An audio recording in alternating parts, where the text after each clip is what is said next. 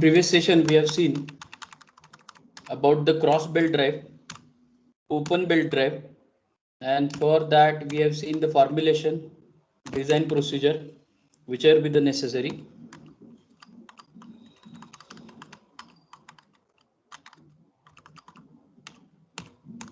In case of V-belt drive, I have given the design procedure. I told you how we can design the V-belt drive and why it is in open cross section area or open belt drive we called as for V-belt.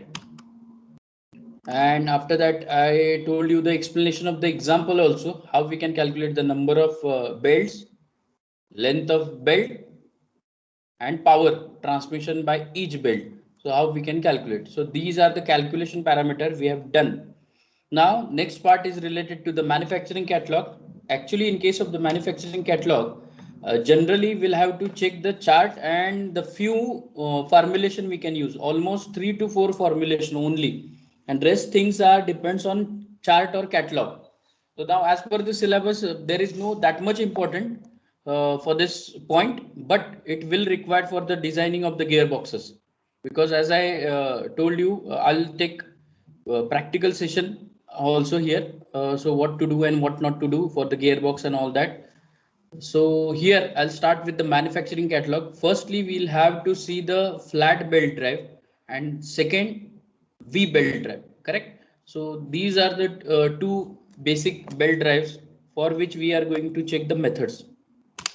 Now see here, as I told you, the input parameters are power, input RPMs, output RPM, and center distance. So there are the two powers, that is maximum power is equal to FA. FA is nothing but load correction factor or application factor. It we have to find from the chart or table, correct? And out of this 2 kilowatt power, one is missing, and that we are going to calculate by this equation directly. So one by one we'll write down selection of the flat belt from manufacturing catalog.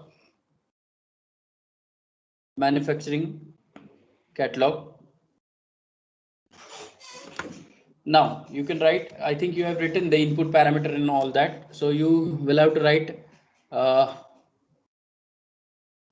step number one. आपण design प्रोसिजरच लिहून घेऊ so that ते आपल्याला better राहील. Step number 1, write down this KW max. KW max notation la maximum power transmitted by belt drive. Maximum power transmitted by belt drive. So KW max. त्याच्या खाली लिहा KW actual power transmitted by particular belt. Actual power transmitted by belt. Then FA क्या? FA load correction factor किंवा application factor. आपण generally K application factor म्हणून वापरतो. So same here, but notation is FA as per the standard books. Load correction factor. In bracket त्याला म्हणा taken from chart. याच्या ज्या काही व्हॅल्यू आहेत that we are going to take from the chart. ठीक है. So write down KW max is equal to FA into KW. FA into KW. Okay. So FA chart, no need to write because I'm going to give you the slides, PPTs. So this kind of the chart, as I told you, for shock loading, if it is used for vacuum pumping or hydraulic pumps, hammers, in that case we'll have to take FA is 1.5. Correct. So आपण तिथे bracket मध्ये लिहिले, chart मधून आपण बघणार आहोत. So no need to write. Now here one sentence is there. See, Dunlop transmission belting. Remember that in VB Bhandari, whatever be the specification they have given, that are related with the Dunlop belt. So the Dunlop was company. Right now it is not established that much. So generally it was tire company, bicycle tires, Dunlop. And that for that they have prepared the rubbers, belts, drives also for this Dunlop under this title Dunlop Industries, correct? So we are going to check the Dunlop belt details here. Now see next parameter is arc of contact. Arc of contact म्हणजे काय, मी तुम्हाला इथे दाखवलेलं बघा. Arc of contact means the contact can be with respect to, this will be the arc of contact. हे बघा, belt इथून जातो एफ पॉइंट पासून डी पॉइंट पर्यंत, हा झाला त्याचा आर्क ऑफ कॉन्टॅक्ट. म्हणून आपण लिहिलं आर्क DEF असं आपण लिहिलं.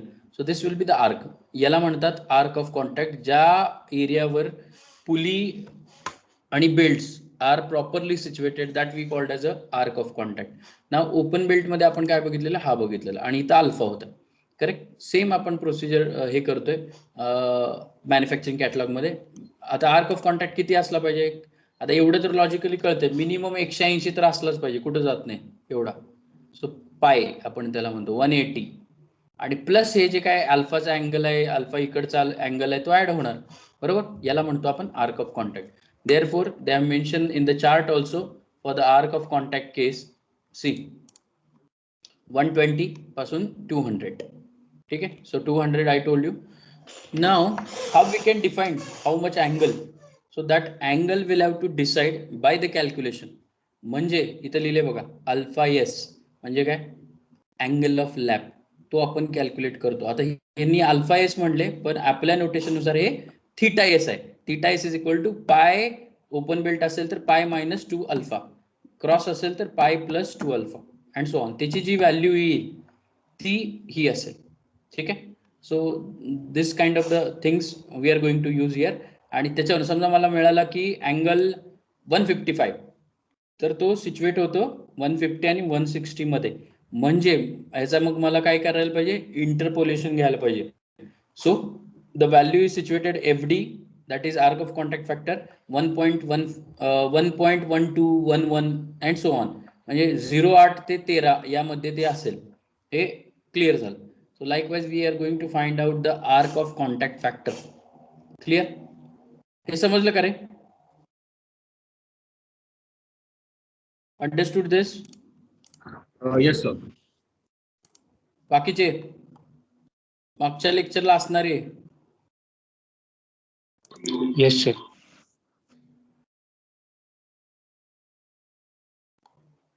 प्रतीक,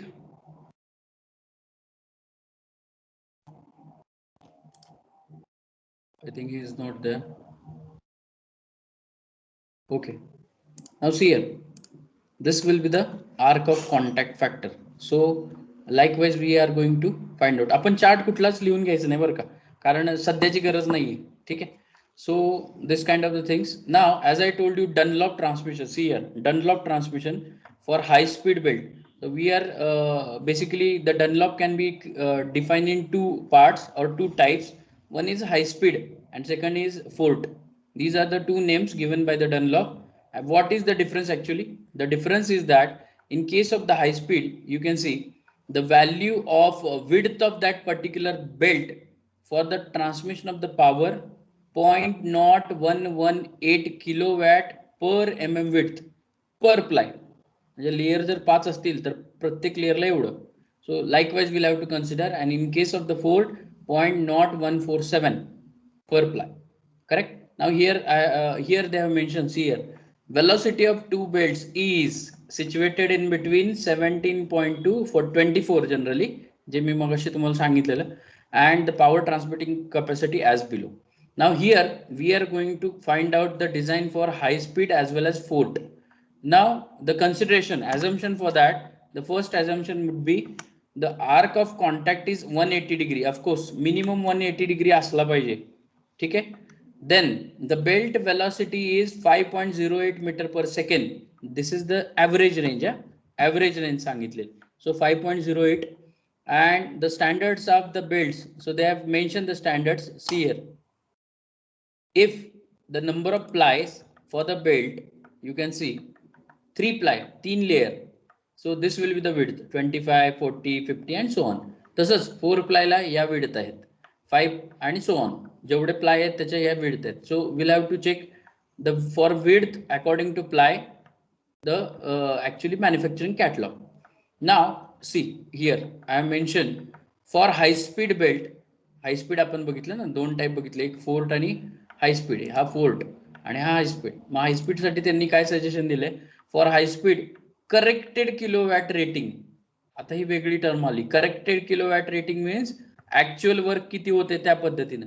so corrected kilowatt rating is equal to 0.0118. हे कुठून आलं? इथून आलं. 0.0118 हे घेतलं divided by 5.08. This will be the minimum velocity and into V. V म्हणजे काय? Belt velocity. So this will be the corrected kilowatt rating. आपण ऑलरेडी मॅक्सिमम पॉवर काढली आणि इंडिव्हिज्युअल पॉवर म्हणजे ऍक्च्युअल पॉवर काढली. नाव करेक्टेड पॉवर का corrected म्हणतात? Because you can see the belts are mounted over the pulley. So while mounting there is a slippage effect. Slip can be occur in that belt. So that slippage will not give the proper outcome. So corrected outcome is different than maximum outcome. Understood? Correct. So this will be the corrected. Kw corrected is equal to maximum power generated into dynamic load, or sorry, dynamic factor, arc of contact factor. Correct. So corrected kilowatt rating for high speed 0.0118 into velocity divided by 5.08. हे झालं high speed साठी. तसंच fort साठी काय? 0.0147. कुठून आलं? Chart वरून. 0.0147 इथे लिहिलं. 0.0147 divided by velocity into VB, belt velocity. So this will be the corrected power आणि त्याच्यावरून आपल्याला करेक्टेड पॉवर रेटिंग मिळेल. Once we got the corrected power rating, इथे लिहिले बघा, width into number of ply which is equal to corrected power rating, that we need to compare and then we can calculate the belt length. ठीक आहे. या पद्धतीने आपण catalogue use करणार आहोत डिझाईन कॅल्क्युलेशन मध्ये किंवा प्रॅक्टिकल मध्ये. एक्झाम मध्ये या रिलेटेड विचारलं तर असं विचारू शकतील की डनलॉपचे 2 टाईप कुठले असतात? First thing. देन डनलॉपच्या टाईप मध्ये पॉवर वॅटेज किती असतं? 0.0147 का 0.118 फॉर 410 हाय स्पीड. या पद्धतीने विचारतील. Or else they can ask arc of contact done in between what degree? Minimum 120, maximum 200 degree. So this kind of the things are there. FD means what? Arc of contact factor. FA means what? So likewise they can ask. ठीक आहे. So we'll see the numerical. Numerical बघितल्यावर तुम्हाला कळेल की actually आपण ही procedure कशी use करणार आहे. आता न्यूमेरिकल पण लिहून घ्यायची काही गरज नाहीये. ठीक आहे. मी वाचतो, एक्सप्लेन करतो आणि समजते का बघा. It is required to select flat belt drive. म्हणजे व्ही बेल्ट याच्यात नाहीये. व्ही बेल्टचं कुठलंही कॅल्क्युलेशन डिझाईन फॉर्म्युलेशन येणार नाही. संपला विषय. Flat belt for compressor running at 720 RPM. Now compressor दिलाय. कॉम्प्रेसर दिलाय म्हणजे काय? हे ऍप्लिकेशन दिले म्हणजे हा ऍप्लिकेशन फॅक्टर झाला. म्हणजे आपण कॉम्प्रेसर FA साठी हुडकणार, शोधणार. ठीक आहे. नाव 720 RPM. पुढे काय म्हणतात? आता हे RPM कुणाचे आहेत आपण आता नाही सांगू शकत.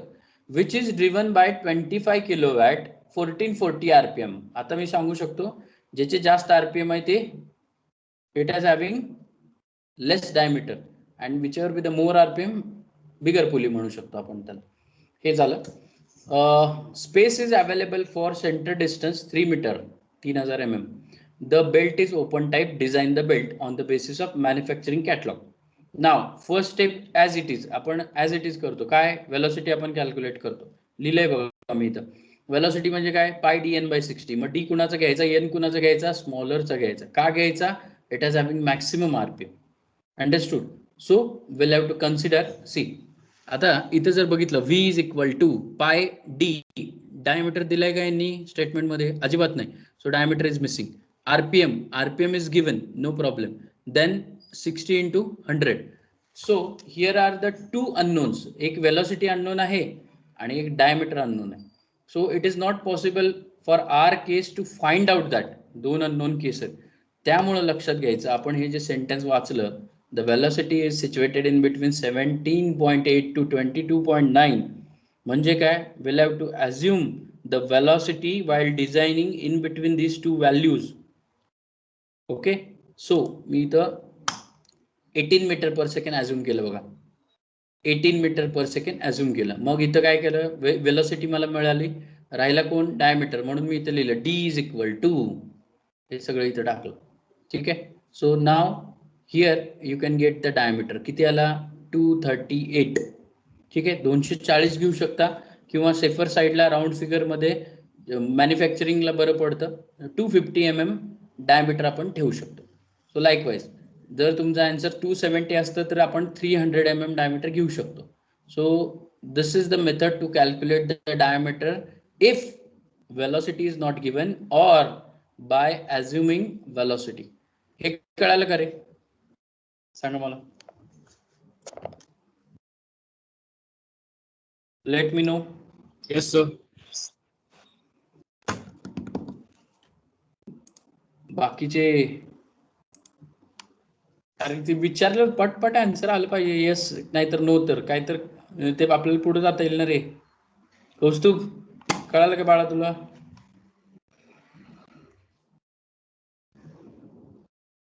कौस्तुभ अटेंड नाही बरं का.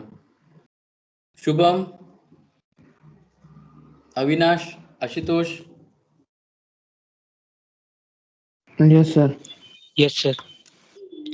Yes, sir. ठीक. So this will be the diameter. किती आला? 250. आता जनरली बिगर आणि स्मॉलर पुलीचं रिलेशन जर बघितलं तुम्ही तर टॉईस असतं, डबल असतं. म्हणजे स्मॉलर पुली 10 असेल तर बिगर पुली 20 असेल. सो हिअर ऑल्सो सेम 250 आपण घेतले smaller diameter. So 250 into 2 500 mm will be the bigger diameter. हा झाला पहिला point. Now here initial step is to find out the diameter. नंतर काय केलं मी? त्या डायमीटरला यूज करून वेलोसिटी परत कॅल्क्युलेट केली. का? कारण 238 आहे, आपण 250 घेतले. सो 12 mm एक्स्ट्रा घेतले. Correct. So that will have to consider an exact velocity we need to find out. So v is equal to परत यूज केलं पाय dn/60. d 250 घेतला 250. So velocity is 18.85. हे मिळालं आपल्याला. ठीक आहे. So this will be the velocity. आता इथून पुढे आपण प्रोसिजर मॅन्युफॅक्चरिंग कॅटलॉगची करणार. काय? Maximum power is equal to FA into 25. FA into actual power. Actual power किती दिले? इथे लिहिले बघा 25. मग हे 1.3 कुठून आलं? हे this will be the value of FA. FA म्हणजे काय? एखादं डिव्हाइस. काय ऍप्लिकेशन आहे? कॉम्प्रेसर. चला FA चा चार्ट आपण चेक करू. सी FA इथे कॉम्प्रेसर कुठे दिसतोय बघा? Reciprocating pump, heavy duty blowers, machines. ठीक आहे. सो कॉम्प्रेसर दिसला का? हा इंटरमिटंट लोडचा आहे. मग कॉम्प्रेसरला किती घेतोय? 1.3. म्हणून इथं मी लिहिलं 1.3. Correct from the chart. So 1.3 एवढं काहीतरी आन्सर आलं. 32.5 ही काय झाली? मॅक्सिमम पॉवर झाली. Next step. मग आपण θs काढू. म्हणजे काय? Angle of contact 180 minus 2 alpha. Alpha म्हणजे काय? Sign universe. ओपन बेल्ट आहे म्हणून मायनस आलं. तर या सगळ्या व्हॅल्यू याच्यात टाकल्या. मला आता आन्सर जे येणार ते 180 पेक्षा कमीच येणार कारण मायनस आहे. So answer will be 175.25. हे झालं अँगल ऑफ कॉन्टॅक्ट. मग अँगल ऑफ कॉन्टॅक्टच्या चार्ट कडे जायचं. 175 कुठे बसते? 70 आणि 80च्या मध्ये 175 बसते. आता ह्याचं इंटरपोलेशन घ्यायला पाहिजे. म्हणजे काय? मला FD ची व्हॅल्यू जर माहित पाहिजे तर ती सिच्युएटेड इन बिटवीन 1.00 टू 1.04. याला इंटरपोलेशन मेथड करू शकतो किंवा आपण ह्याचं डिस्ट्रीब्युशन पण करू शकतो. हे पॉइंट लक्षात ठेवा. 1.04 मी तुम्हाला सांगतो डिस्ट्रीब्युशन. ठीक आहे. Now see FD is equal to dynamic load किंवा sorry arc of contact factor किती? FD is equal to actually 170 ला त्यांनी मेन्शन केलाय 1.04. ठीक आहे तसंच उचलतो. इंटरपोलेशन केलं तरी चालेल किंवा ही मेथड वापरा. 1 प्लस 1.04. ठीक आहे. म्हणजे 1.04 झालं ते. 1 प्लस 1.04 इंटू 2 रेंज इंटरपोलेशनच्या. काय आहे? मॅक्सिमम रेंज 180 डिग्री आहे. मिनिमम किती आहे? 170 आहे. इथं लिहिलं. मॅक्सिमम 180. आलेली व्हॅल्यू 175 ही वरची. बरोबर. आणि divided by overall 180 minus 170. So याची व्हॅल्यू जी येते ते FD arc of contact factor किती आला? 1.019. So it is correct or not? How we can check? Chart. See किती आले? 1.019. It is situated in between 1 to 1.04. Okay आहे. हे असं बघायचं. 1.05 असेल तर रॉंग. समजते? So likewise we have to found this 1.019 factor. Now our next equation was जे आपण लिहिलेलं करेक्टेड पॉवर KW वॅट. इथे लिहिलेलं बघा KW corrected is equal to maximum into F D. मग मी तेच लिहिलं. KW करेक्टेड किती ती कॅल्क्युलेट करायचे इंटू एफ डी 1.019 आणि मॅक्सिमम किती आलेली 32 कुठून आली इथं बघा 32 मॅक्सिमम पॉवर. सो ती व्हॅल्यू इथं पुटअप केली मला करेक्टेड पॉवर मिळाली. Now for which belt, so if we can select for high speed belt किंवा फोर्ट पण घेऊ शकता. हाय स्पीड बेल्ट साठी 18.85 आपली व्हेलॉसिटी आलेली आहे. सो हाय स्पीड बेल्टचं इक्वेशन काय होतं आपण इथं बघितलेलं 0.118 इंटू वेलोसिटी डिवाइड बाय 5.08. इथं मी तेच लिहिलंय बघा 0.118 इंटू 18 पॉईंट वेलोसिटी म्हणजे 18.85 आपली आलेली divide by velocity. So corrected belt rating किती आलं 0.043 किलोवॅट. हे झालं करेक्टेड बेल्ट रेटिंग. नाव वाईल कॅल्क्युलेटिंग विड्थ आपल्याला प्लायचा चार्ट एक बघितलेला आपण हा बघा हे आता याच्याशी रिलेटेड आपण हे करू. हे बघा width into number of ply is equal to corrected power by corrected belt rating. Corrected power किती आहे 33.12 इथं आहे बघा. करेक्टेड पॉवर जो एफ डी चा यूज करून घेतले divided by corrected belt rating किती आहे दिस वन 0.0438. याचा रेशो घेतला काय आलं 756. आता 756 याच्यात बसते कुठं बघायचं कुठल्या टाईपचा प्लाय लागणार तरच I can find out the width. Understood. So this is very important.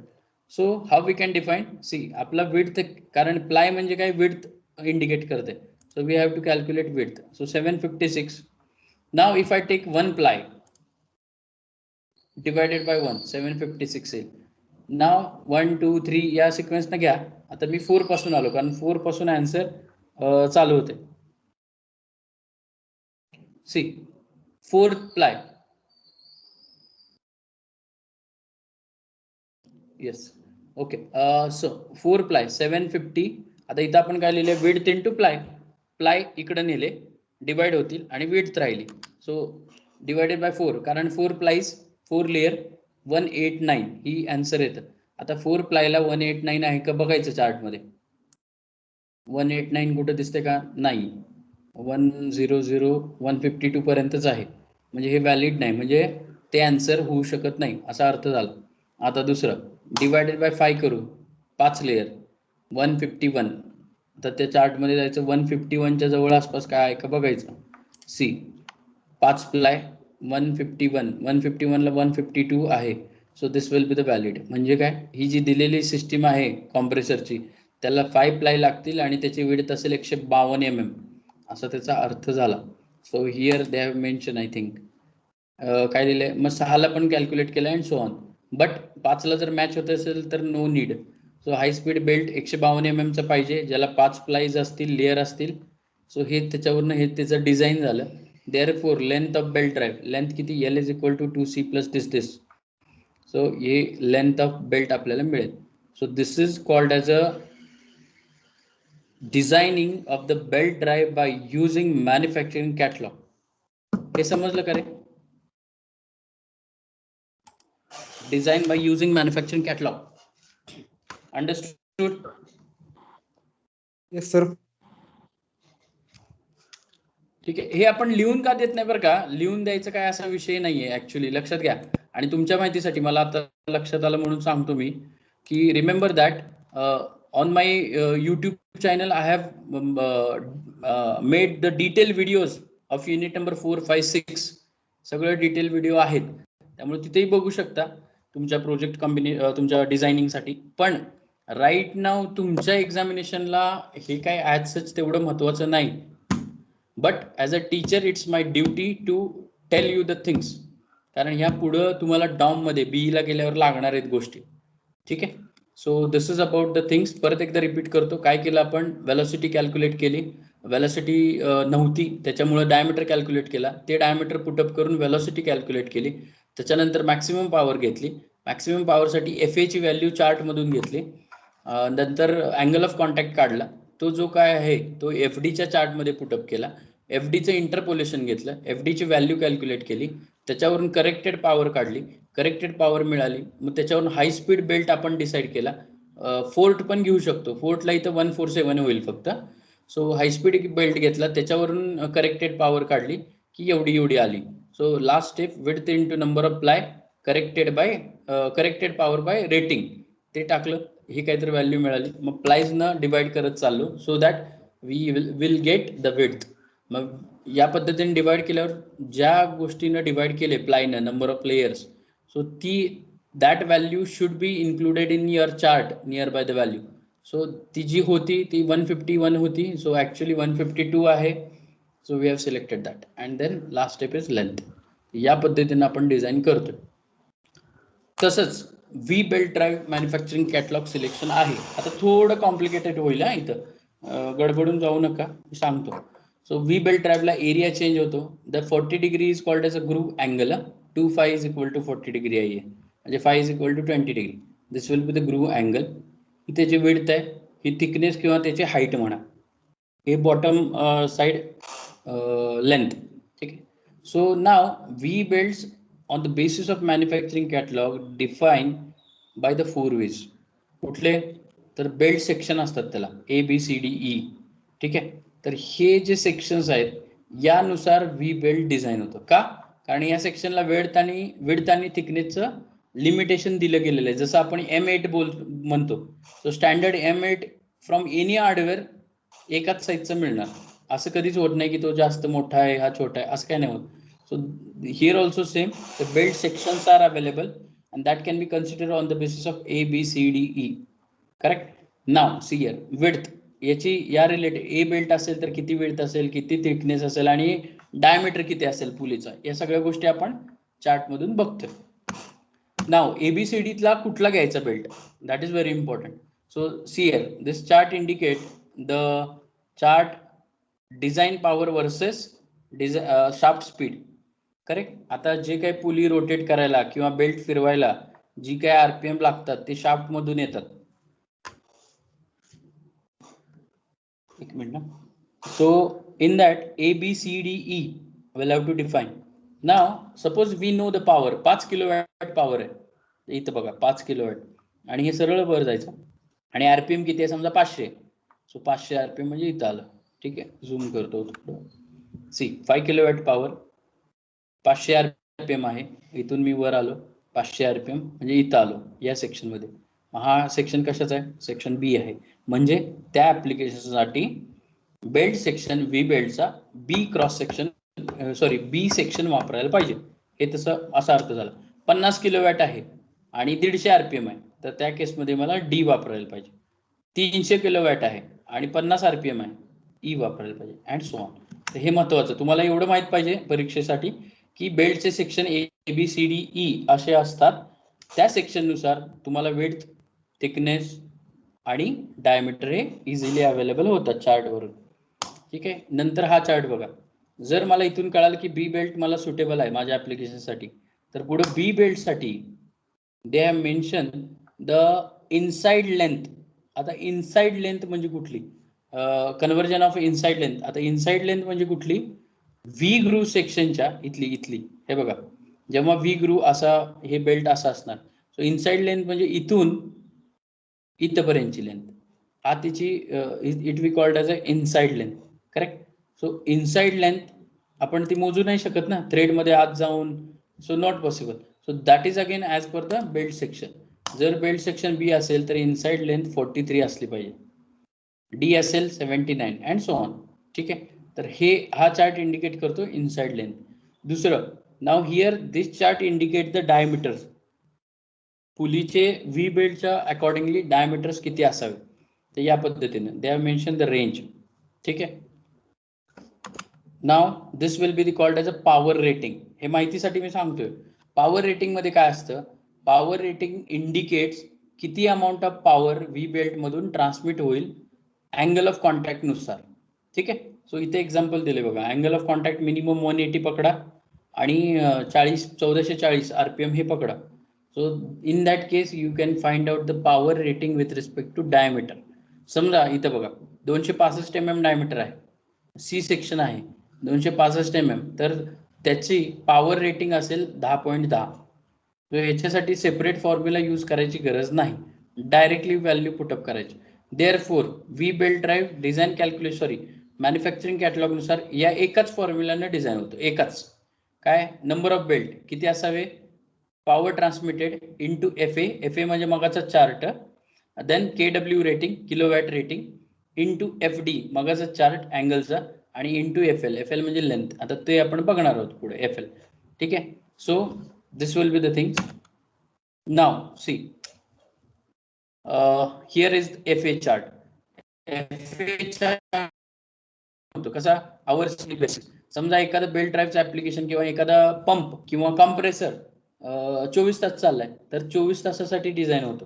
Correct. So इथं बघा 0 to 10 hours, 10 to 16 म्हणजे 2 शिफ्ट आणि 16 to 24 3 शिफ्ट.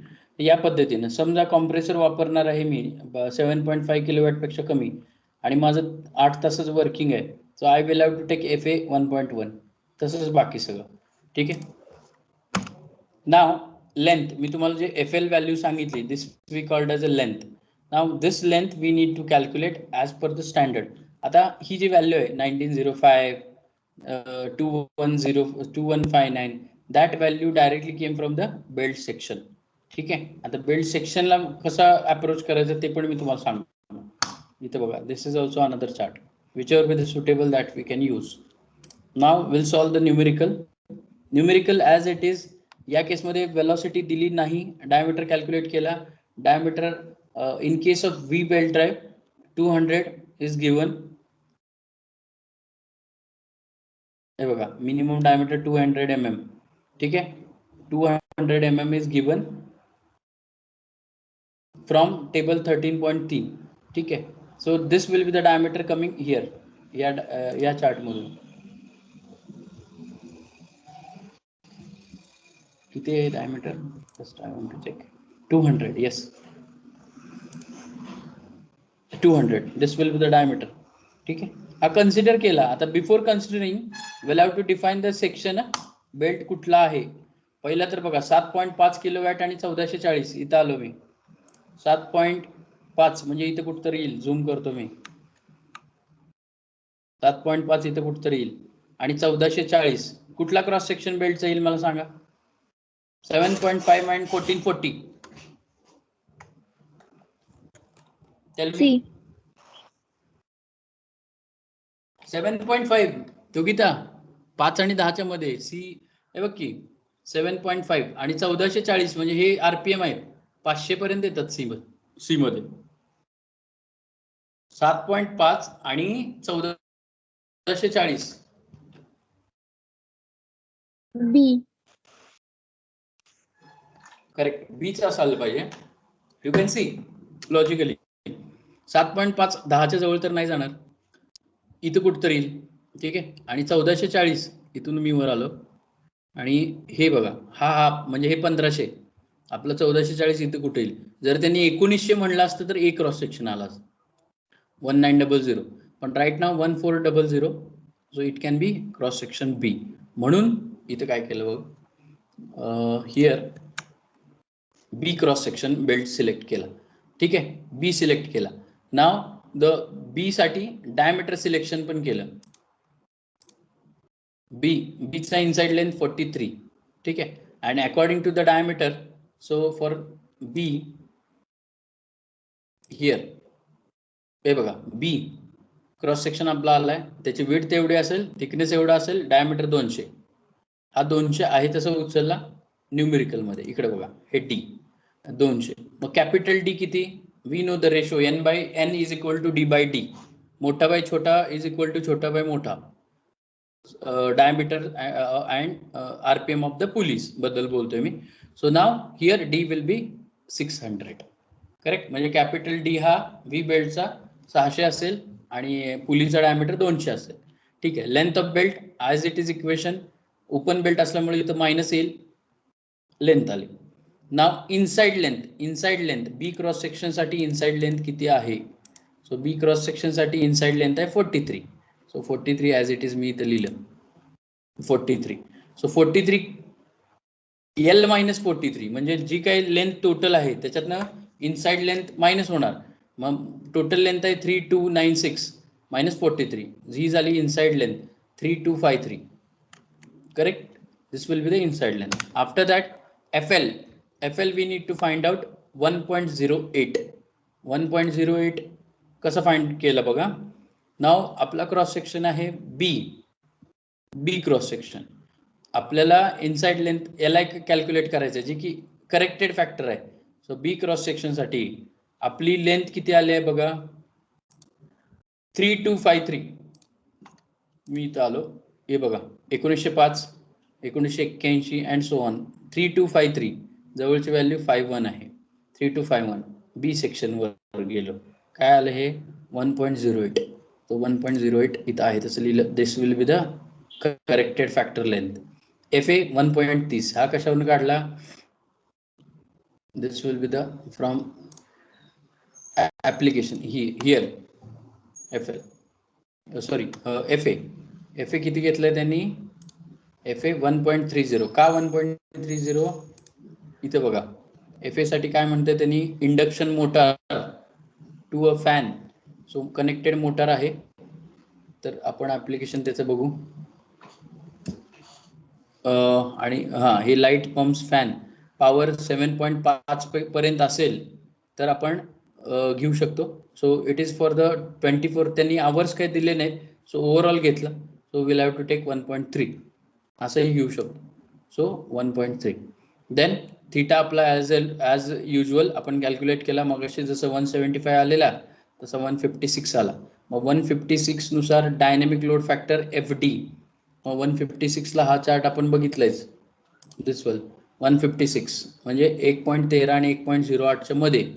तर या पद्धतीने ठीक आहे. So that will see that is the open chart. This will be the angle and for that this will be the chart. 156 इथे कुठतरी येईल, हे 150, 160, 170 आणि 180 म्हणजे 160 इथे कुठतरी येईल 156. मी इथून वर गेलो इथपर्यंत म्हणजे 0.9293. सो तो झाला आपला FD बरं का. सो 0.93 किंवा 94 ठीक आहे. And the last equation as I told you, number of belt is equal to हे सगळं. ट्रान्समिटेड पॉवर 7.5 दिले. FA चार्ट वरून घेतला. किलोवॅट रेटिंग चार्ट मधून घेतलं. आता चार्ट मधून कसं घेतलं बरं का, 5.23 इथं बघा. This will be the power rating. आपला डायमीटर आहे 200 mm स्मॉलर पुलीचा. बी सेक्शन आहे, बी सेक्शन 200 mm 5.23. सो याच्यावरून आपण 5.23 हे पॉवर रेटिंग घेतलं. म्हणून इथं लिहिलं पॉवर रेटिंग 5.23. FD 0.94 मी सांगितलं ह्याच्यावरनं कसं आला ते. आणि FL 1.08 हे पण आपण कॅल्क्युलेट केले. हे सगळं मल्टिप्लाय केलं, नंबर ऑफ बेल्ट मला इथं मिळतील. सो या पद्धतीने आपण व्ही बेल्ट आणि फ्लॅट बेल्ट सॉल्व्ह करतोय. ऑफकोर्स हे परीक्षेला नाहीये, पण तुम्हाला माहित पाहिजे. समजलं का रे? सगळं समजेल असं मी प्रेडिक्ट करत नाही, पण ऍटलीस्ट डायरेक्शन कळाली तुम्हाला. Is this understood? Yes, sir. बाकीचे? Yes, sir. Yes, sir. Yes, sir. ठीक. ओके. ऍक्च्युली सांगण्याचा हेतू, बऱ्याच कॉलेजेसमध्ये तुम्ही जर बघितलं हे शिकवलं गेलं नाहीये. मॅन्युफॅक्चरिंग कॅटलॉग कडे कोण गेलंच नाहीये. काही गरज नाही ऍक्च्युली परीक्षेच्या पॉईंट ऑफ व्ह्यू. पण माझा सांगण्याचा उद्देश हा आहे की तुम्हाला या गोष्टी माहित पाहिजे. उद्या जाऊन बीईच्या डॉमच्या सब्जेक्टला तुम्हाला हे बेल्ट ड्राईव्ह परत एकदा लागतं. आणि त्या केसमध्ये असं व्हायला नको की माहित नाही, सांगितलं नाही. तर त्यामुळं मी हे सांगितलं तुम्हाला. ठीक आहे. So this is about the belt drive. परत एकदा रिव्हिजन मी सांगतो ह्या टॉपिकमध्ये काय करायचं. सो हे बेसिक इन्फॉर्मेशन तर तुम्हाला माहित पाहिजेच. After that this will be the theoretical points you must know. Then type of belt you must know. बेल्टचे मटेरियल माहित पाहिजेत. बेल्टचे ड्राईव्हचे टाईप माहित पाहिजेत. ठीक आहे. Speed ratio means what. मग कन्सिडरिंग स्लिप काय असतो, निग्लेक्टिंग स्लिप काय असतो हे माहित पाहिजे. त्याचं फायनल इक्वेशन जे मी लिहून दिलेलं with respect to thickness also. After that open belt ड्राईव्हचा फॉर्म्युला माहित पाहिजे. क्रॉस बेल्ट ड्राईव्हचा फॉर्म्युला माहित पाहिजे. प्लस आणि मायनसचा डिफरन्स आहे फक्त. क्रीप ऑफ बेल्ट म्हणजे काय, काल आपण याच्यावर डिस्कशन घेतलं, ते माहित पाहिजे. मॉड्युल्स ऑफ इलॅस्टिसिटी का घेतो, कारण क्रिपिंग होतं, एक्सटेन्शन आणि कॉन्ट्रॅक्शन होतं म्हणून. ठीक ठीक आहे. नंतर वेगवेगळे टेन्शन्स बघितले, T1, T2, TC, centrifugal tension, initial tension, या सगळ्या गोष्टी हे मी तुम्हाला एक्सप्लेन केले काल. इनिशियल टेन्शन, टोटल टेन्शन या गोष्टी बघितल्या. स्ट्रेस कसा असतो ते पण बघितलं, sigma T is equal to, त्याचा एरिया हे ते सगळं आपण काढले, पण एवढं काही लागत नाही, माहित असावं. आफ्टर दॅट इनिशियल टेन्शन आपण बघितलं. नंतर डिझाईन प्रोसिजर बघितली. त्या डिझाईन प्रोसिजरनुसार मी तुम्हाला एक एक्झाम्पल सोडवून सांगितलं. After that we have seen the cross belt drive. सकाळी आपण क्रॉस बेल्ट ड्राईव्ह बघितलं, त्याचे पर्पज सांगितले. त्याच्यातला चेंजेस कुठले आहेत, तर त्याचा चेंजेस म्हणजे प्लसचं मायनस होईल, सॉरी मायनसचं प्लस होईल, दॅट्स इट. आणि अल्फाच्या जागी बीटा होईल. And same procedure. नंतर आपण व्ही बेल्टचं बघितलं, व्ही बेल्टचा क्रॉस सेक्शन कसा काढायचा, डिझाईन कसं असेल हे पण मी तुम्हाला सांगितलं. एक न्यूमेरिकल आपण बघितलं. We have solved this. I told you this how we can use the velocity, volume, density and all that. And त्या पद्धतीने आपण आउटकम, नंबर ऑफ बेल्ट आणि power transmitted by each belt हे पण गोष्टी मी सांगितल्या. आणि त्याच्यानंतर आता आपण हे बघितलं की मॅन्युफॅक्चरिंग कॅटलॉग काय असतो, फ्लॅट बेल्टसाठी कसा वापरायचा आणि व्ही बेल्टसाठी कसा वापरायचा. ठीक आहे, या पद्धतीने एक एक एक्झाम्पल दिले. आणि हे तुमच्या बुकमध्ये नाही बरं का, this is not available, this is available in 2000 I think 11 मध्ये रिलीज झालेल्या बुक मधला आहे हे, हा पर्टिक्युलर मॅन्युफॅक्चरिंग कॅटलॉगचा पॉईंट. तर तुम्ही हे मी पाठवतोयच, तुम्हाला असू दे माहिती, कारण आत्ताच्या करंट बुकमध्ये नाही येते काय. ठीक आहे. आणि या पद्धतीने आपण बेल्ट ड्राईव्ह रिलेटेड बघितलं. तर इम्पॉर्टंट याचे MCQs मी मगाशी पाठवलेत तुम्हाला, गो थ्रू करा. अजून एक्स्ट्रा इन्फॉर्मेशन पाहिजे असेल तर गुगल करा रिस्पेक्टिव्ह चॅप्टरचं नेम घेऊन, कारण राईट नाव अशी सिच्युएशन नाही की पेपर सेटर हा स्वतः पेन पेपर घेऊन बसेल आणि क्वेश्चन काढेल. Not at all possible. What ever be the things he can search on Google and the put on your question paper. त्यामुळे आपण स्मार्ट व्हायचं, आपण पण गुगलमध्ये टाकायचं सगळं आणि त्याच्यानुसार अभ्यास करायचा. ठीक आहे. So this is about the belt drive. So this is unit number 5 we have completed here as per the theoretical or as per the exam point of view. Rest things तुम्हाला वाटलं तर सिक्वेन्शियली मी काय करतो, जे काही मी यूट्यूबला घेतलेत व्हिडिओज, जवळजवळ 60-70 video आहेत 3 युनिटचे, तर ते मी तुम्हाला लिंक शेअर करतो, तुम्हाला बघू शकता किंवा बघू शकलं नाही तरी चालेल, काय प्रॉब्लेम नाही, पण it will help you. Okay. Now will start with the SCB, sliding contact bearing. आपण स्लाइडिंग कॉन्टॅक्ट बेरिंगला सुरुवात करू. So that I will tell you what are the major point. हा पण असाच चॅप्टर आहे, इवन याच्यात विचारण्यासारखं थेरॉटिकल असं बरंच आहे, टेक्निकल तेवढी डेप्थ नाही जाऊ शकत. करेक्ट. सो मी तुम्हाला just wait, I will open the slides for the sliding. Right down heading, sliding contact bearing. Sliding contact bearing.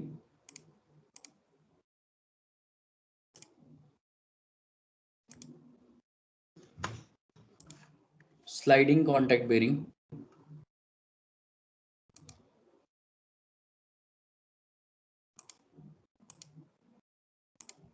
Now in case of the sliding contact bearing, we'll see what is sliding contact bearing and why it can be useful.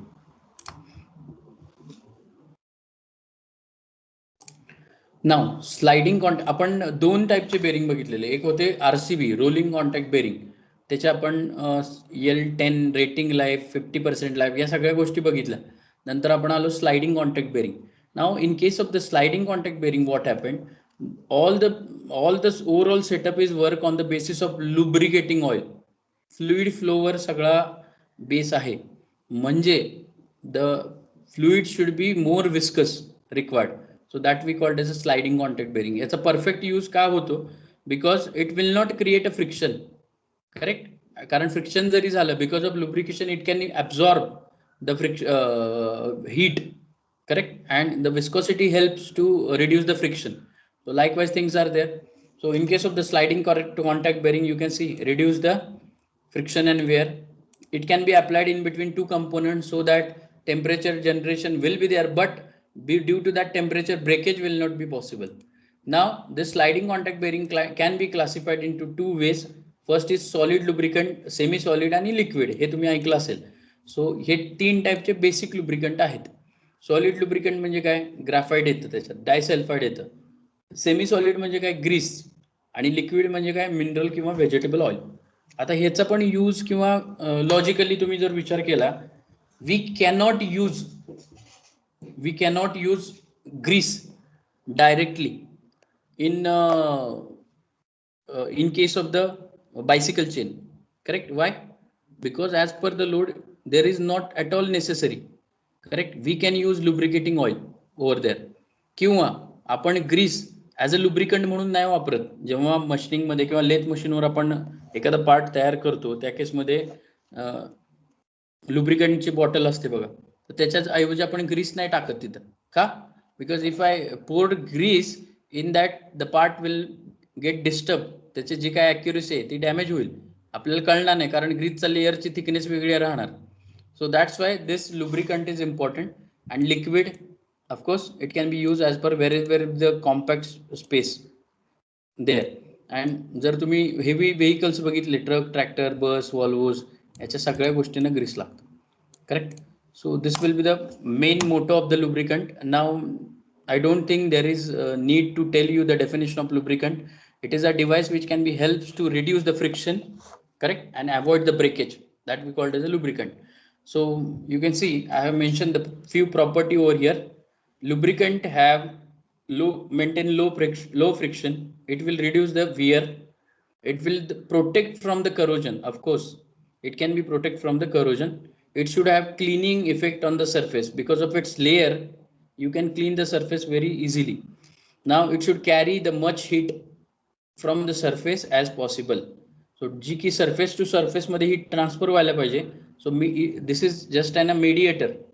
So it can be work as a mediator to take that heat, correct? आणि या सगळ्या गोष्टी, या सगळ्या basic property आहेत लुब्रिकंटच्या.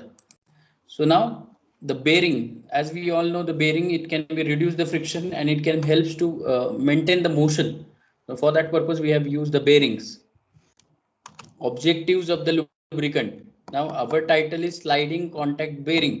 So sliding contact bearing is totally related with the fluid flow. Therefore we must know the fluid flow. So objectives are for the lubricant: reduce friction, reduce wear. It can be protect against corrosion. It can be easily flush out and worn out particle from the surface of the object. And it can be prevent the entry of dust, dirt. Why? Because it can accommodate that dust and dirt as per their thickness. Now this is called as a sliding contact bearing. आणि आपण हे draw पण केलं असेल rolling contact bearing मध्ये. Rolling contact bearing मध्ये एक ball bearing होता आणि एक sliding contact bearing. Sliding contact bearing मध्ये काय असतं बघा, आपण डिफरन्स पण बघितलाय. This we called as a shaft, हे लुब्रिकेटिंग ऑइल आहे. This we called as a bush, bush म्हणजे काय, रिजिड एरिया. आणि this will be called as a boss, boss म्हणजे काय, फिक्स्ड एलिमेंट आहे, ठीक आहे. आणि हा आपण रोलिंग कॉन्टॅक्ट मध्ये बघितलं, ball bearing and so on. So no lubrication is here, but this will be work on the basis of lubrication, sliding contact bearing. म्हणून याचा शाफ्ट कधीच सेंटरला नसतो, मिस अलाइनमेंट असते. सो आपण हा पण पॉइंट लिहिलेला, misalignment can be tolerable in SCB, sliding contact bearing and so on, ठीक आहे. आणि ऑफकोर्स लोड हा सेंटरलाच ऍक्ट होणार because of its circular cross section. Now this is the basic arrangement. So toward the center जो load असतो त्याला म्हणतात राडियल लोड, FR, म्हणून तो तिथं मेन्शन केलेला आहे. Now here what happen, see this will be the moving shaft, lubricating oil. So lubricating oil helps to move this shaft. Pumps, gas, turbines, यामध्ये हे स्लाइडिंग कॉन्टॅक्ट बेरिंग वापरलं जातं, ठीक आहे. This will be the fixed element. This is basically structure of the sliding contact bearing. So you can write down the title sliding contact bearing आणि हे structure फक्त draw करा. just draw the structure sliding contact bearing.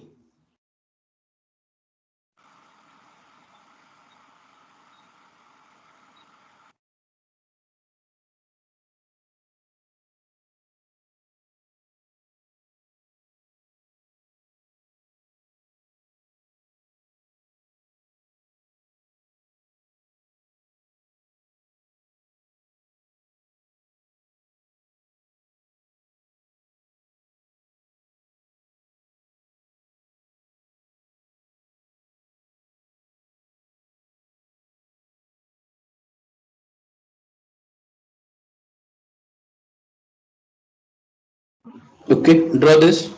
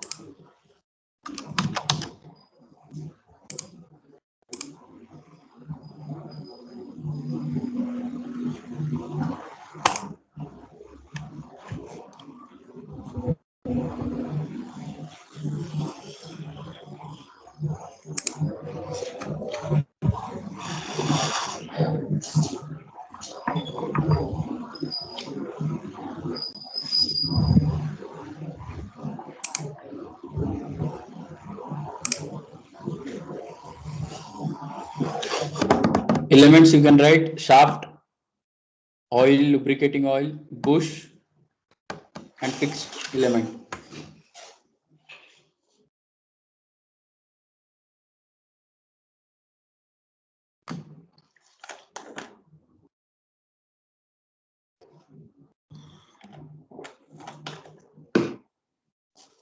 Guest lecture आपलं सोमवारी arrange केलेलं बरं का, A to E division.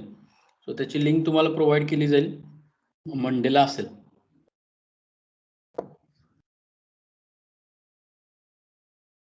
Just draw दिस.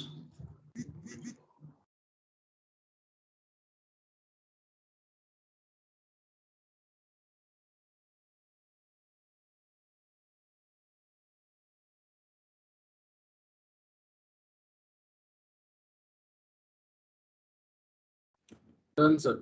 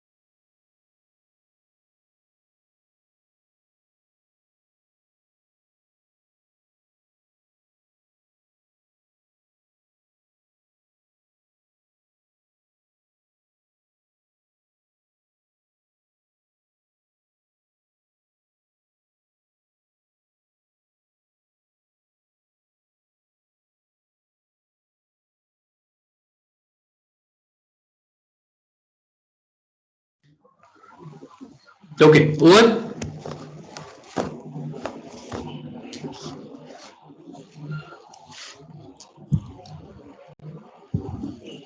झालं का रे?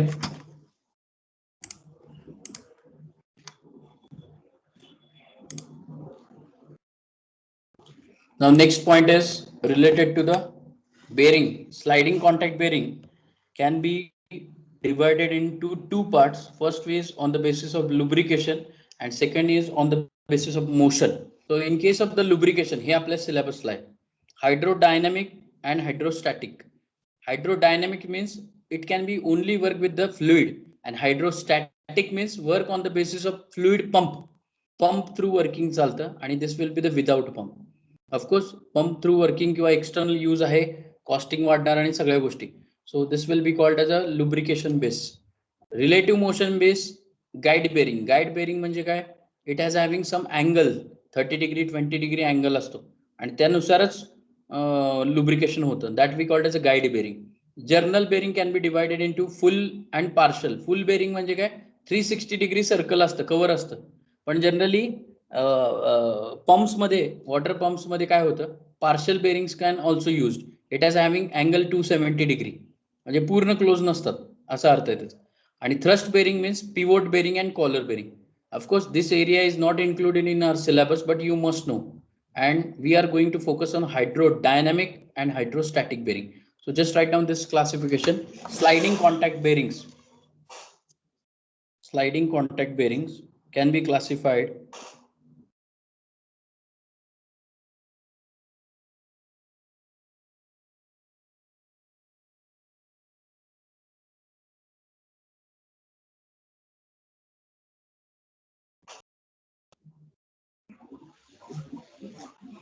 draw the classification.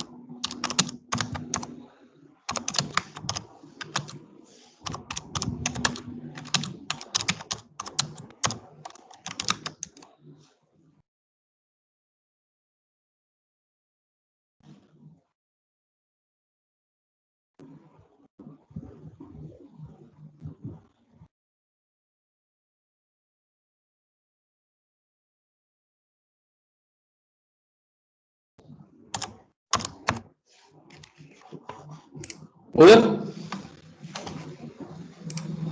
झालं करे बाळांनो. योगिता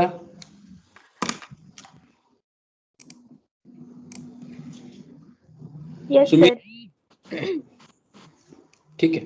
मी आत्ताच मला एक मेसेज आला सरांचं बरं का, HOD सर आणि डिझाईनचे, की युनिट नंबर जे गेस्ट लेक्चर होणार आहे तुमचं सोमवारचं, तर त्याच्यात ते युनिट नंबर 6 सांगणार आहे तुम्हाला, स्लाइडिंग कॉन्टॅक्ट बेरिंग. तरी पण मी काय करतो, ओव्हरऑल तुम्हाला जनरल आयडिया देतो. आता आपण लिहून काय घ्यायला नको. ठीक आहे. So right now I have received the message. So see here, these are the two types. We'll see hydrodynamic means what and hydrostatic means what. हे बघा, hydrodynamics means is it totally work on the lubricating flow or fluid flow. मग याच्यासाठी viscous nature महत्वाचं आहे. So fluid flow मध्ये viscous nature लागणार आहे, म्हणजे विस्कोसिटी जास्त लागणार आहे. So while running or while using this type of the bearing, what will happen? 3 stages are there. First stage काय, जर्नल ॲट रेस्ट. रेस्ट म्हणजे काय, हे बघा, शाफ्ट हा situated on the bearing that fixed element. आणि जेव्हा start होईल, जसे फ्लुइडला वेलोसिटी मिळेल, मोशन मिळेल, so it can be start. And at the starting position what will happen, the shaft will strike here and there of the circular cross section, correct? So it will create a friction, but once it takes full speed, then it will rotate without touching the area, side by area, and shaft will be rotated. म्हणून मी सांगितलं की shaft हा सेंटरला असतो असं काही नाही, shaft हा टच होत नाही, एवढंच आहे. So this we called as a journal at full speed. तर अशा पद्धतीनं बेरिंग ते रन होतं. ठीक आहे. Now this is called as a hydrodynamic bearing. तुम्ही बघितलं असेल किंवा BME तुमच्या ग्राफिक्सला पण ड्रॉ केलं असेल तुम्ही, आय थिंक ऑर्थो आयसो या केसमध्ये. तर इथं बघा, हे आहे हायड्रोडायनॅमिक बेरिंग, हे शाफ्ट आहे. आता मी तुम्हाला दाखवलेलं या व्ह्यू मध्ये, हा शाफ्ट. ठीक आहे. This will be the shaft. हे करेक्ट बाहेरचा हे पोर्शन आहे, फिक्स्ड पोर्शन, आणि याच्यामध्ये लुब्रिकंट असतं, correct. And this will be the casing. Casing म्हणजे काय, cover directly. So such kind of the arrangement is called as a hydrodynamic bearing. Hydrostatic म्हणजे काय, पंप असतो. जे काही लुब्रिकेटिंग ऑइल होईल ते पंप थ्रू वर्क होईल, आणि विस्कोसिटी कमी झाली, ऑफकोर्स फ्रिक्शन होणार, टेम्परेचर वाढणार, विस्कोसिटी कमी होणार, आणि त्याच्यामुळे काय करणार, हे लुब्रिकेट परत काढून घेतलं जाणार आहे आणि नवीन पोर केलं जाईल. So that's we called as a highly viscous fluid. म्हणून तुम्ही बघा, याचा शाफ्ट हा एक्झॅक्टली CG ला असतो, सेंटरला असतो, करेक्ट. पण इथं बघा, इथं हायड्रोडायनॅमिक मध्ये कुठेही चालतो, किंवा इवन हिअर ऑल्सो रेस्ट पोझिशनला आहे. तर त्यामुळं हे दोन डिफरन्स आहेत, हायड्रोस्टॅटिक आणि hydrodynamic. Okay, now these are the guide bearing, general bearing, pivot bearing, हे जे मी तुम्हाला सांगितलं या त्या बेरिंगच्या डायग्राम्स आहेत. आफ्टर दॅट याचा डिफरन्स आता मी काही सांगत बसत नाही, बेसिक डिफरन्स लक्षात घ्या. पंप असतो किंवा एक्सटर्नल डिव्हाइस यूज होतं हायड्रोस्टॅटिक मध्ये, हायड्रोडायनॅमिक मध्ये एक्सटर्नल डिव्हाइस काही यूज होत नाही. ठीक आहे, त्यामुळे त्याची कॉस्ट कमी असते, हायड्रोस्टॅटिकची जास्त असते, and so on lot many things I have added over here. Then we have seen the viscosity. Viscosity is the property which creates the resistance, correct? That we called as a viscosity. So that should be the viscous in nature. So viscosity in fluidic case, fluid च्या point of view stress जर काढायचा झाला, याला stress notation आहे बरं काय, stress is equal to load by area, correct? So now stress is nothing but, so viscosity it can be defined by tau is directly proportional to velocity with respect to height, correct? dv by dh म्हणतात त्याला. So we'll have to take the friction also consideration. So tau is equal to mu into dv by dh. म्हणजे काय? So therefore tau is equal to mu into dv by dh. So इथं tau is equal to mu into dv by dh मी टाकलं, fa by I तसं ठेवला, म्हणजे force किती येईल, mu a into dv by dh. So this will be the viscosity calculation on the basis of tangential force acting on a system, जेव्हा तुम्ही lubricant apply करताय तेव्हा. ठीक आहे. So there are lot many type, absolute viscosity, dynamic viscosity and so on. फक्त लक्षात ठेवायचं absolute viscosity जी असते ती न्यूटन सेकंड पर मीटर स्क्वेअर या पद्धतीने कॅल्क्युलेट करतोय आपण, किंवा पास्कल सेकंड. ठीक आहे, आणि स्पॉइज, सेंटीपॉइज या पण गोष्टी तुम्ही बघितल्या असेल. Right now that will be the CGS unit, त्यामुळे ते काय आपण पकडत नाही इन द सेन्स आपल्या डिझाईन कॅल्क्युलेशनला आपण पास्कल सेकंड मध्येच करतोय. Now this will be the notation. कधी लक्षात ठेवा, सेंटीपॉइज, पॉइज, सेंटीपॉइज या गोष्टी आहेत. सेंटीपॉइज म्हणजे काय, 10⁹. सो 10⁹ न्यूटन सेकंड पर mm स्क्वेअर. सो डायरेक्टली जर व्हॅल्यू सेंटीपॉइज मध्ये असेल आणि त्याला न्यूटन सेकंड mm स्क्वेअर मध्ये करायचं असेल, सो 10⁻⁹ न मल्टिप्लाय करायचं. सो कायनॅमेटिक विस्कोसिटी पण तसंच आहे, म्यू बाय रो. म्यू म्हणजे काय, फ्रिक्शन, रो म्हणजे काय, density. So ratio of that. Now this example I told you, Castrol 40, SAE 40, आणि त्याच्यानुसार आपण बाईकच्या सर्व्हिसिंग आणि त्या टेम्परेचर बेसवर असतं, हे मी शिकवले ऑलरेडी प्रिव्हियसली ऑल्सो. ठीक आहे. So now this we called as a viscosity index, म्हणजे विस्कॉसिटी किती असावी, तर विस्कॉसिटी इंडेक्स काढला जातो. ही आहे विस्कॉसिटी रेफरन्स, वरचा पॉईंट, याला म्हणतात सॅम्पल ऑइल. सॅम्पल ऑइल म्हणजे जे काही लुब्रिकंट ऑइल मार्केटमध्ये येतं ते situated in between reference oil, viscosity ज्याचं 0 आहे आणि विस्कॉसिटी 100 आहे इंडेक्स आहे, तर त्याच्यामधलंच लुब्रिकेटिंग ऑइल हे मार्केटमध्ये येत असतं. सो ते कशावर डिपेंड होतं, टेम्परेचरवर. आता बघा, एल म्हणजे काय, रेफरन्स ऑइल, जेव्हा विस्कॉसिटी इंडेक्स 0 आहे, आणि एच म्हणजे काय, विस्कॉसिटी इंडेक्स 100 आहे, त्याच्यामध्ये जे काय असेल ते सॅम्पल ऑइल असतं, त्याला म्हणतात वाय. म्हणून विस्कॉसिटी इंडेक्स कसं काढतात, L - Y divide by L - H into 100. That's it. So याच्यावरून तुम्हाला कुठल्याही लुब्रिकेटिंग ऑइलचा विस्कोसिटी इंडेक्स काढता येतो. ओके, मग त्याचे वेरियस डायमीटर्स आहेत, journal diameter and all that. हे बघा मी तुम्हाला सांगतो, this will be the shaft diameter, small D म्हणू आपण. स्मॉल डी शाफ्टचा डायमीटर असेल तर त्याचा रेडियस स्मॉल आर. आता ह्या बिगर डायमीटर जो आहे बाहेरचा त्याला म्हणतात कॅपिटल डी, आणि त्याचा रेडियस असेल तो कॅपिटल आर. नाव शाफ्टची मोशन ही चेंज होत राहते, म्हणून याचे जी काही सेंटर पोझिशनचं डिफ्लेक्शन जे आहे that we called as a eccentricity, small E. Correct. HO oil film thickness म्हणतात त्याला. ऑइल फिल्म थिकनेस का, जर नाही आला हा ऑइल फिल्म थिकनेस तर फ्रिक्शन होऊन हे डॅमेज होऊ शकतं. ठीक आहे. So that's Y. हे बेसिकली हे सगळे पॅरामीटर आहेत. क्लिअरन्स म्हणजे काय, याच्यात क्लिअरन्स म्हणजे डिफरन्स इन बिटवीन याचा रेडियस बिगर वाल्याचा आणि याचा रेडियस शाफ्ट वाल्याचा, जे काय असेल ते क्लिअरन्स असतो. आता ऑइल फिल्म थिकनेस वेगळा आणि क्लिअरन्स वेगळा. ठीक आहे. ऑइल फिल्म थिकनेस इथं आपण कन्सिडर करतो कारण या साईडला जात नाही ते ग्रॅव्हिटीमुळे. सो पण क्लिअरन्स म्हणजे काय, proper touch shaft and outer diameter, it will not touch, that we called as a clearance. ठीक आहे.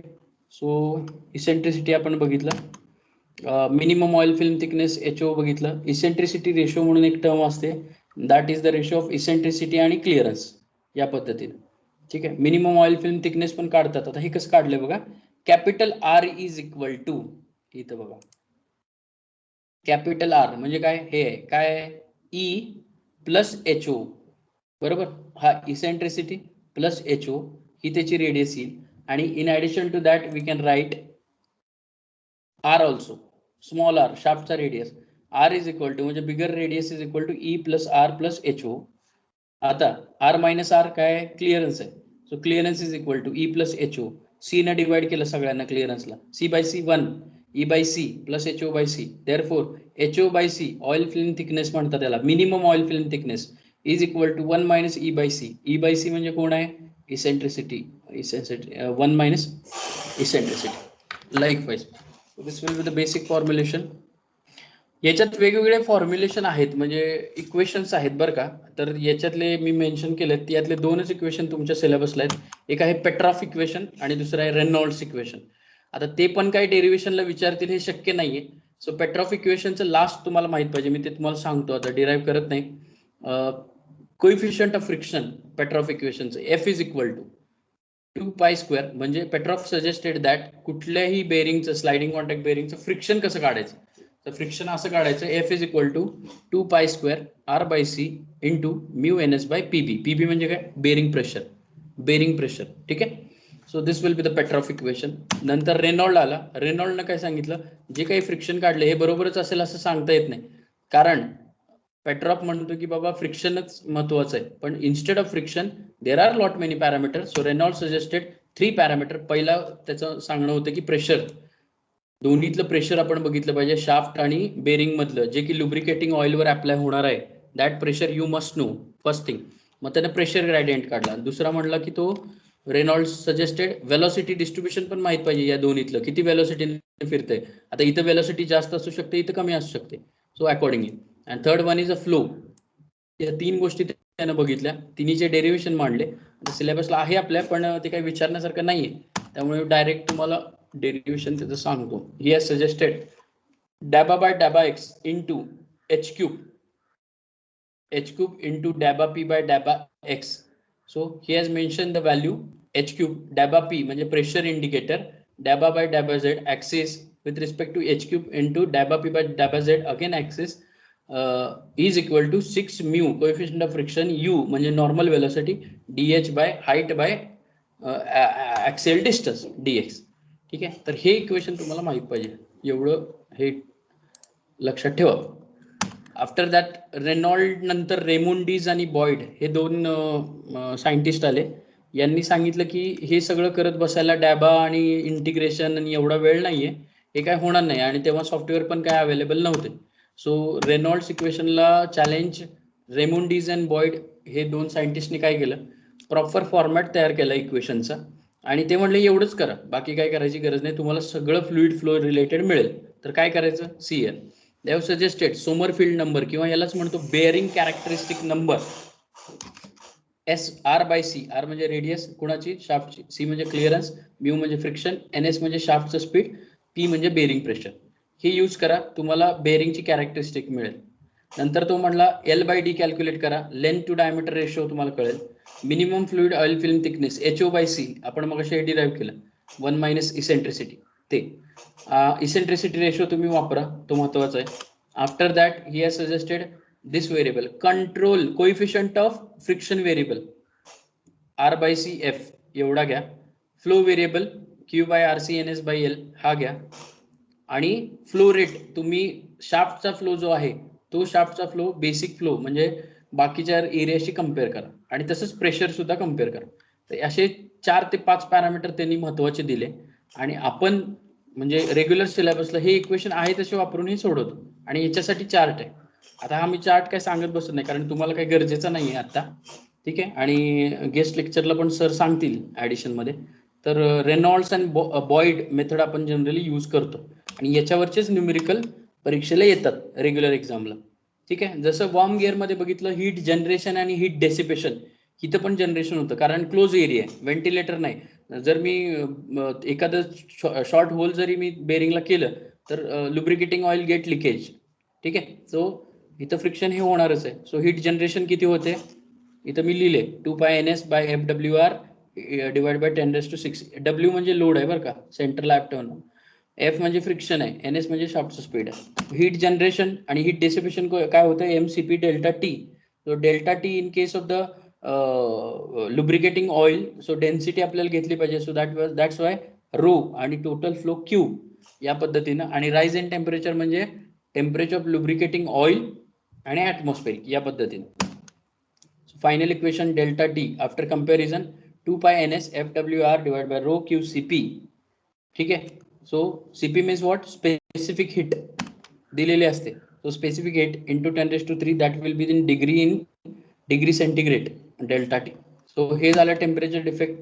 नंतर हे थेरोटिकल पार्ट आहे. L/D रेशो का महत्वाचा असतोय, प्रोजेक्टेड एरिया कसा असतोय, क्लिअरन्स कसं असतं, मॅक्झिमम हे काय, हे थेरोटिकल पॉईंट आहेत. नंतर हे न्यूमेरिकलची प्रोसिजर मी लिहून देत असतो मुलांना actually. Right now there is no need and this will be the numerical. So हे पण आता काही गरजेचं नाही. तुम्हाला मेन महत्वाचं आहे की फॉर्म्युलेशन आणि theoretical points you must no it. ठीक आहे. आता हे मी काही समजावून सांगत नाही कारण काही गरज नाही. सो जेवढं सांगितलंय तेवढंच करा अभ्यास आणि जास्तीत जास्त MCQs अंडरस्टँड करून सॉल्व करा. Is that clear? Yes, sir. Yogita, Ishwanku clear आहे का बाळांनो? Yes, sir. ओके, ठीक आहे. So will stop here. I think this will be our last lecture. ठीक आहे. विषय आलाय म्हणून मी सांगतो. तुम्हाला प्रॅक्टिकलचं सांगायचं राहिले तर प्रॅक्टिकलचं पण सांगतो कारण त्याला टर्मवर्क आपल्याला द्यायला लागणार आहे. So I just open the syllabus. एकच मिनिट. मागच्या वेळी मी गिअर बॉक्स सांगितलंय तुम्हाला. मी काय करतो, गिअर बॉक्सची एक कॅम स्कॅनरनं स्कॅन केलेली जवळजवळ 40 पानाची PDF आहे माझ्याकडे, जे की आम्ही केलेली. तर तो तुम्हाला एक रेफरन्स देतो. तुम्हाला मी प्रॉब्लेम सर्च करायला सांगितलेला, तो एक तुम्ही केला असेल, नसेल तर तो सर्च करा कारण टर्मवर्क त्याशिवाय देता येत नाहीये. आणि प्रूफ आपण जमा करणार आहे हँड रिटन तुमचं डिझाईन प्रोजेक्ट बरं का. SPPU T mechanical. तर ते एक लक्षात ठेवा. T mechanical 2017 pattern.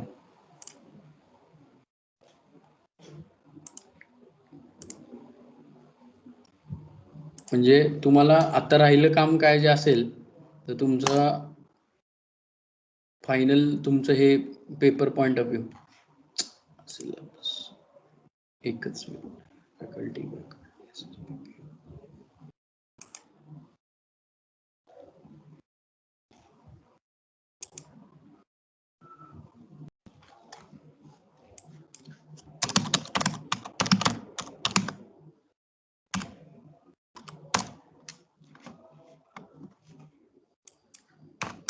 Because in that syllabus one point is missing from my end. मी सांगितलं नाही प्रॅक्टिकलमध्ये. ऍक्च्युली ते करणं गरजेचं आहे. तुम्हाला ते पण बरं होईल.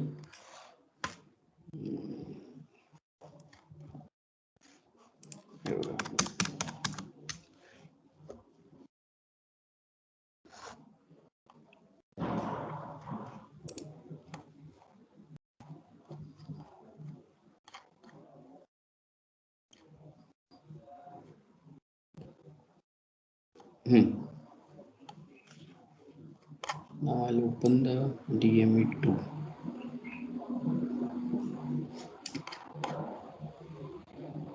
Skill development.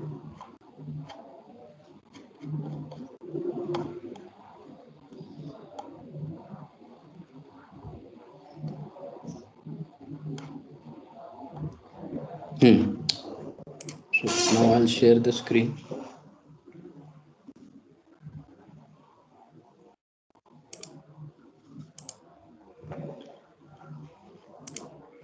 त्यामुळे प्रॅक्टिकल थोडं सिरियस घ्या आणि ते विषय संपून टाका म्हणजे तुम्हाला बाकीच्या सब्जेक्टचा अभ्यास करायला वेळ मिळेल. हा हे बघा सिलेबस दिसतोय का तुम्हाला. Now here I mention.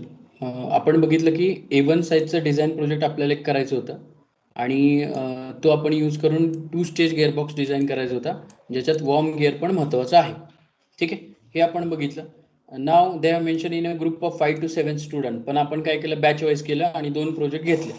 तर ते तुम्ही डिसाईड करायचे. तुम्हाला रेफरन्सला मी PDF पाठवतोय, म्हणजे रेडीमेड आन्सर. त्याच्यात फक्त तुम्हाला ऍप्लिकेशन शोधून तुमच्या एंडला तुम्हाला डिफाईन करायचं आहे. ठीक आहे. तर गिअर बॉक्स तो होईल आणि गिअर बॉक्सला पण कंडिशन दिले ते बघा. ह्याच्यातलं कुठलंही ऍप्लिकेशन घ्या. विंड मिलचा गिअर बॉक्स, स्लोएस मेकॅनिझम असेल, लेथ मशीनचा असेल, बिल्डिंग इलेव्हेटरचा असेल जे की ते वर खाली करण्यासाठी वापरतात, 2 व्हीलरचा असेल, बॅरलचा असेल, टम्बलिंग बॅरल म्हणजे सिव्हिल इंजिनिअरिंगचा. ठीक आहे. वॉर्म गिअर असेल लिफ्ट मधला, शुगर इंडस्ट्री मधला, याच्यातलं कुठलंही ऍप्लिकेशनचा कुठलाही एक करा. इवन मी म्हणतोय तुम्हाला जास्त त्रास नको असेल, बॅच वाईज एक करा, नो इश्यू. म्हणजे जास्त त्याला कॉम्प्लिकेटेड करण्यात काहीच पॉईंट नाहीये. कारण तुम्ही जर युनिव्हर्सिटीच्या गाईडलाईन बघितल्या, युनिव्हर्सिटी म्हणते 18 जून का 15 जून पासून पुढचं इयर चालू करायचंय तुमचं, म्हणजे तुम्हाला BE ला न्यायचंय. तर तिथपर्यंत जायचं असेल तर ह्या गोष्टी फास्ट करणं गरजेचं आहे. त्यामुळे ह्याच्यातलं कुठलीही ऍप्लिकेशन घ्या. याच्यातल्या एका ऍप्लिकेशनची PDF मी तुम्हाला पाठवतो डिटेल, त्याचे शीट आणि हे सगळं, आणि त्या पद्धतीने तुम्ही तुमच्या एंडला करा. काही अडचण आली मला कॉल करायचा. ओके.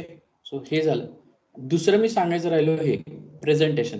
हे जर तुम्ही ठरवलं तर आजच्या आज होऊ शकतं. काय आहे याच्यात त्यांनी सांगितले की प्रत्येक मुलानं हे 2 टॉपिक ओरल सारखे प्रेझेंटेशन दिले पाहिजे.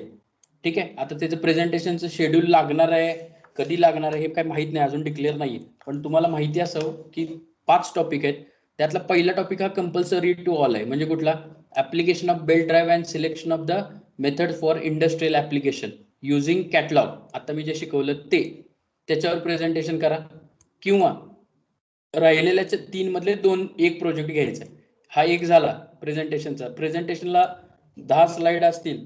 प्रेझेंटेशनचे पॉइंट असतील, introduction, history, literature review, understanding level म्हणजे वर्किंग, आणि कन्क्लुजन. That's it. दुसरं त्यांनी सांगितलं application of chain drive and it's relation and it's selection method for the automobile application. Chain drive कसा यूज होतो आणि कॅटलॉगला काय काय बघायला लागेल. तसंच mounting of machine element like bearings, gear, pulley, हे कसे बसतात शाफ्टला, अरेंजमेंट काय असते, किवे असतो नसतो, याच्या रिलेटेड. नेक्स्ट आहे selection of bearing from manufacturing catalogue, म्हणजे जे डेसिग्नेशन 60 सिरीज आपण बघितलं, 70 सिरीज बघितलं, 31 बघितलं, अँड सो ऑन. आणि चौथा आहे construction of gears and details. याच्यातले कुठलेही 2 PPT तुम्ही तयार करू शकता. मुलांकडून आम्ही या PPTचे रिपोर्ट्स घ्यायचो, 10 पानाचे रिपोर्ट असायचे आणि त्याच्यावर आपले असाइनमेंट असायचे किंवा हे तुमचं सबमिशन असायचं. पण आता सबमिशन हे ऑनलाईन होईल कदाचित, कारण चेकिंग शक्य नाही. त्यामुळे तुमच्या प्रत्येक बॅचचा मला प्रत्येक मुलाचा यातलं एक प्रोजेक्ट आणि त्याची कॉपी मला मेलवर पाठवलेली असावी. ठीक आहे. आणि नंतर हे प्रेझेंटेशनच्या या स्लाइड, याच्या 2 सॉफ्ट कॉपी, हे सगळे एकत्र पाठवायचं प्रत्येक मुलानं. त्या पद्धतीने त्याचे इन्सेमचे मार्क आम्हाला फायनल करता येतील. इन्सेम म्हणजे सॉरी टर्मवर्कचे. ठीक आहे. आणि याची ओरल असणार आहे. तुम्हाला जर माहित असेल ओरल आहे याला, तर ओरलचं टाइम टेबल लागेल तेव्हा ह्या गोष्टी तुमच्याकडं असाव्या तुमच्या, जेणेकरून ऑनलाईनच ओरल होईल. तेव्हा ते विचारतील काय डिझाईन केलेस, कसं केलेस, आणि सो ऑन. सो या गोष्टी तुम्हाला माहित असाव्यात. ह्याच्या व्यतिरिक्त काही याच्यात शंका आहे का रे बाळांनो? Is there any doubt?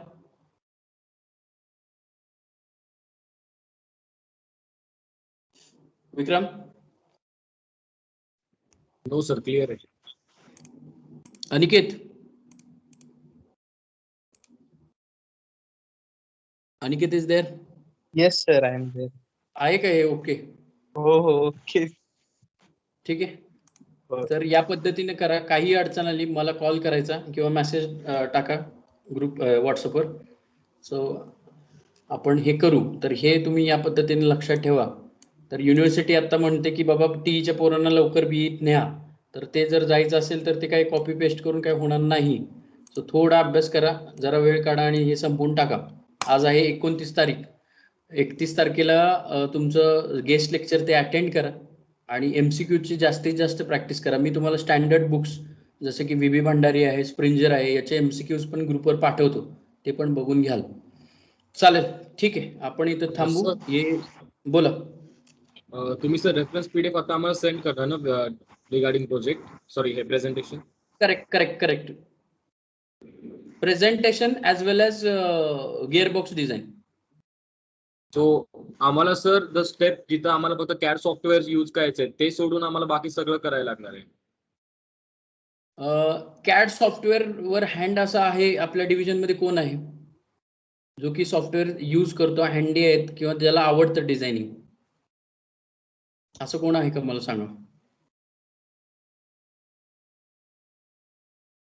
कारण मी तुम्हाला गिअरबॉक्स, आता माझ्याकडे राईट नाव फाईल नाही आहे, पण मी तुम्हाला गिअरबॉक्सचे दाखवलेले बघा डिटेल्स आणि असेंब्ली.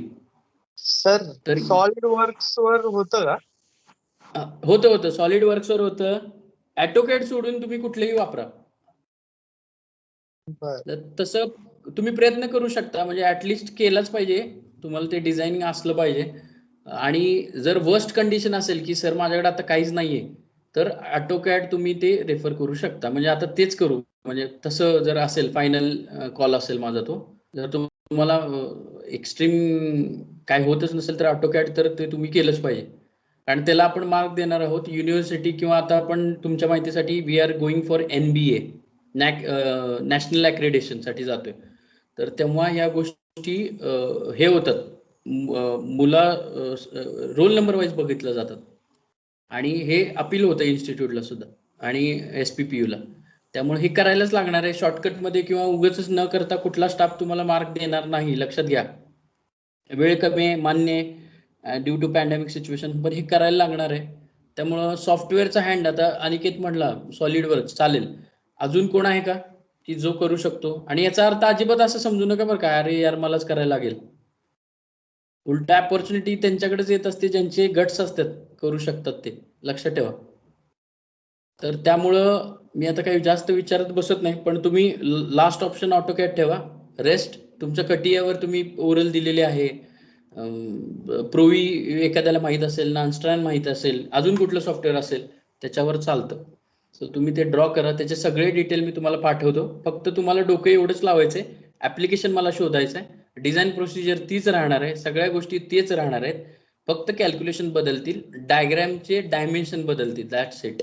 आणि गिअर असेल वेगवेगळ्या गिअरचे पॅटर्न बदलतील, स्पर असेल तर स्टेट टीथ येतील, या पद्धतीने. पण ह्याच्यामधनं तुम्हाला एक नॉलेज मिळेल की यार गिअर बॉक्स असतो कसा आणि डिझाईन कसा करायला पाहिजे, हे ऍटलिस्ट कळणं महत्वाचं आहे. सो तुमचं मला प्रोजेक्ट रिपोर्ट जो असतो 40 पानापर्यंत जातो बरं का डिझाईन कॅल्क्युलेशनचा, मी पाठवतो तुम्हाला. पण ते जे लिहिलेलं आहे ते तुमच्या हँड रिटन मध्ये पाहिजे, लक्षात घ्या. म्हणजे जरी कॉपी करायला बसला तरी समजलं पाहिजे, असं ते होणार आहे. त्यामुळं त्या पद्धतीने आपण मार्क देणार आहोत. त्यामुळे स्वतः केलेलं कधी बेस्ट, भले चुकलं तर चालेल. अजून काही शंका आहेत कुणाच्या? प्रतीक? No sir. चालेल, ठीक आहे, बेस्ट लक. आणि काही अडचण आली की फोन करा मला. तुम्हाला सोमवारच्या गेस्ट लेक्चरची लिंक आम्ही ग्रुपवर पाठवू. चालेल, आपण इथे थांबू. थँक्यू.